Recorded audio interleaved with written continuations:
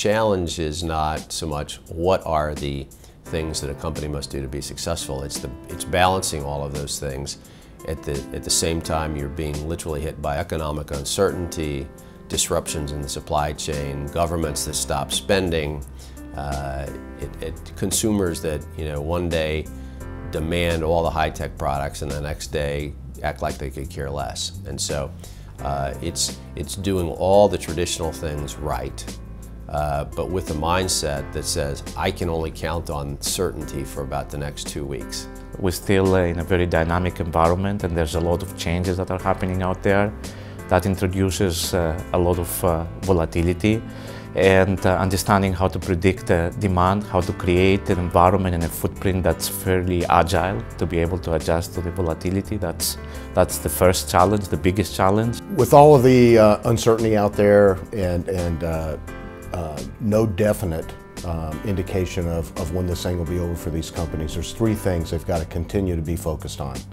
Maintain the top line, grow that bottom line, and keep your regulatory obligations in check. There's a lot of competition out there, and it's really interesting on how to gain market share and how to steal as well market share from others. So innovation is a big challenge. If I think about the CEO, it's how do I create a more robust governance model to think about the changes from a 3 and a 5 and a 10-year perspective. For the COO, it's really the operationalization of those strategies. For the CFO, they're really looking at how do I finance what we need to do, and then how do I actually report and manage that from a governance and a compliance perspective. There's been a significant rebalancing of economics, which means that the emerging markets, or the so-called third world as they were originally known, is really going to provide the major opportunities for growth for any business.